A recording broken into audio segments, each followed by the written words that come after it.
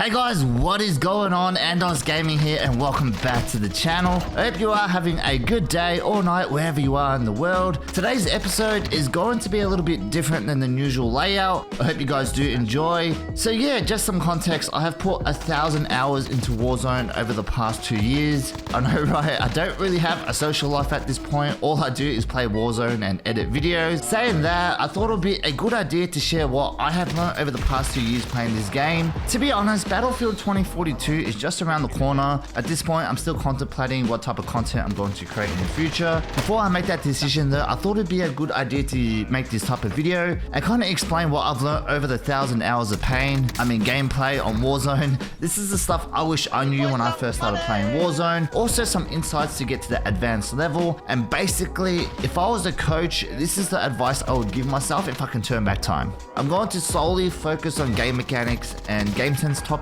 I'm pretty sure by now everyone knows how like the game works, like buy stations and contracts, etc. So yeah, today's video is going to be a little bit more informal, just me kind of sharing my thoughts on what to improve on, etc. By the end of the video, hopefully you can use my experience throughout the 1,000 hours of my trial and error of playing this game to help you get better at Warzone. Alright, first topic, body exposure. A lot of good players are very aware on how exposed their bodies are. The less your body is exposed, the less real estate you give your enemy to shoot you. When I first started playing Warzone, I would always overexpose my body to make myself an easy target. For example, if I have high ground, I would run all the way to the edge and be like, hello, I'm up here, look at me. So yeah, remember to use your angles to keep your body in cover as much as possible. Use head glitches when applicable. So many times people are overexposing and making it easy for good players to capitalize. Okay, next topic is the YY method. Basically, the YY method is just changing your weapons twice. You'll probably see a lot of players do this. You want to utilize the YY method when you pick up a gun off the ground. It kind of cuts out the animation, which can save you time and get you into gunfights quicker. This is super useful, especially when picking up an LMG. I definitely try to make it a habit to use the YY method every time I pick up a gun now. Another benefit of the YY method is you can save time on your reloads. Once you see the numbers on the bottom right hand corner, change your weapon twice. By doing this, you're saving time, which means you're able to engage in gunfights a lot quicker. And yeah, YY method also looks pretty cool when combining it with your movement. If you watch a lot of pros, they use YY with slide cancels. So yeah, experiment with it and see how you go. Definitely a cool mechanic that should be utilized. Next topic, audio is everything. I remember when I first started playing Warzone, I didn't really pay attention to audio that much. I would kind of just muscle my way through situations and try to find enemies visually. Fast forward to today though, I think using audio to your advantage is probably one of the most important skills to be a good Warzone player. You need to have like a decent headset. You need to turn your teammates on chat or Discord volume a bit lower. Game audio should be the main output into your headphones. Also, when you're pushing teams, remember to tell your squad comms. That just means, hey, I need a bit of silence. It's really important to do that just so you can pick up audio cues, hear the enemy, and give yourself the advantage. Unless people have dead silence, then yeah, nothing you can do. Bloody dead silence. Anyways, with audio settings, I recommend using boost low.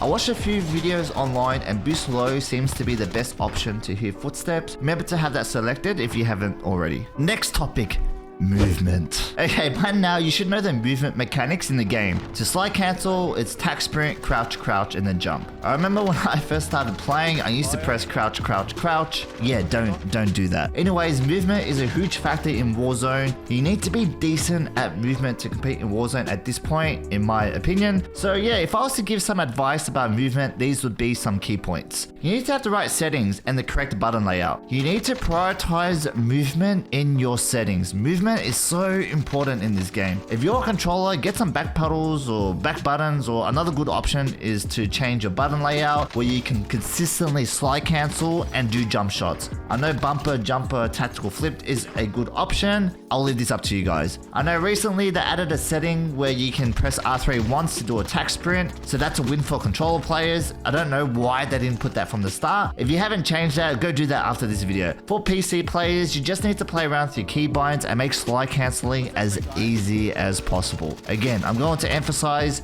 movement should be your priority when it comes to settings, keybinds, and button layouts. Another key factor of movement is breaking aim assist. Easier said than done, I know, but just keep this in mind during gunfights. You're not using these movement mechanics just to look cool. Good players use movement to break aim assist and make you miss. Horizontal direction change is always a good way to break aim assist. For example, move to the right and then go hard left, or just perform a quick direction change if you're in a stagnant position. Basically, try to zip around as much as possible to break the aim assist while getting your own shots in. Another key factor, use movement to break people's cameras. If someone is running towards you or someone appears out of nowhere, just jump towards them. Jump through the enemy, cramp up the space, get behind the enemy, and you're good. Breaking people's cameras is super effective, especially like ego chows and someone's chasing you trying to take your head off. Break the camera. Before we continue, if you learned anything new throughout the video or find value in today's episode, please smash that like button, that would help me out so much. Remember to sub to the YouTube channel for more tips and tricks videos. Also, a quick announcement, I have started my own merch line for the channel AndosGaming. Basically, one day I want to be a content creator full time. That's the dream, that's the goal. And having my own merchandise is something I've always wanted to do. I've been working on this for the past few months and came out with some designs. Go check out www.andosgaming.com. I will also leave a link in the description. Buy some t-shirts and hoodies if you are interested and want to support the channel.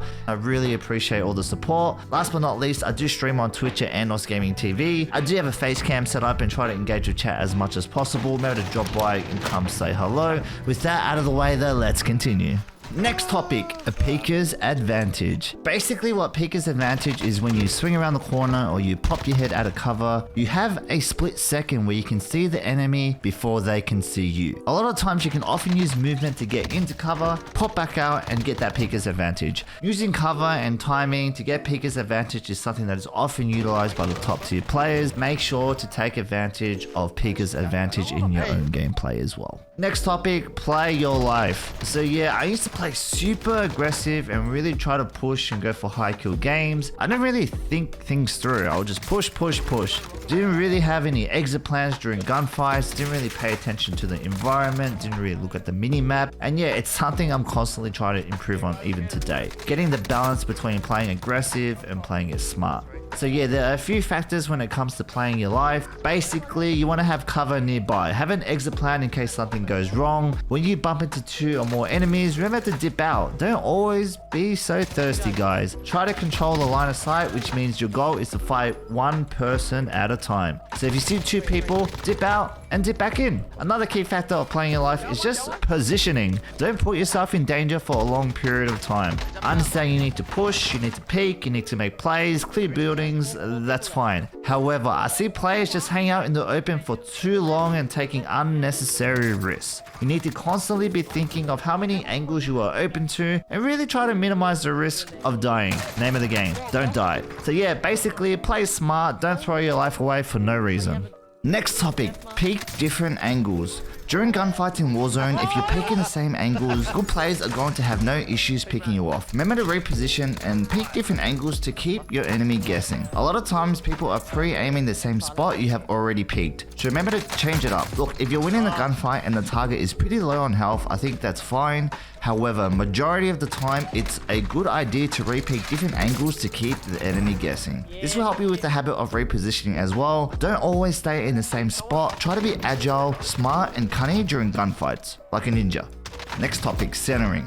When I think about good centering, to me, that's just good fundamentals. Get the fundamentals right, everything else will flow a lot better. Basically with centering, it's just trying to keep your crosshair at chest level, ready to shoot the enemy. Stop looking at the ground, guys. There's nothing down there. God damn it. I still see so many people looking at the ground while attack sprinting across the map. Stop it. Next time you play Warzone, make sure to keep your centering at chest level. Keep your crosshair ready where you think the enemy will appear. So all you need to do is aim down sight and shoot without making too much adjustments. Look, don't get me wrong, I love my flick shots where I need to flick halfway across the screen to get that satisfying kill. However, good centering almost wins every time. Since your crosshair is already on the enemy, you can just aim and shoot, easy kill. Next topic, read enemy plays. So making reads is something I have been talking about a lot lately in my videos. I think it's super important to predict how enemies will push you or how enemies will retreat. For example, predicting ego chows. If you're always running towards the enemy and you get caught in a lot of ego chows, try to think, if I was the target, would I ego chow now in this situation. Try to predict what flanks the enemy will take to attack you so you can adjust accordingly. Try to predict peeking angles and rotations. Decision making is super important when it comes to being a good player in Warzone, and I feel like if you can get used to reading situations, you can take the right course of action and can definitely be beneficial. Last topic, try not to tilt and have fun. So if there is any message I can give with these type of videos, this one's probably the most important. Try not to tilt too much.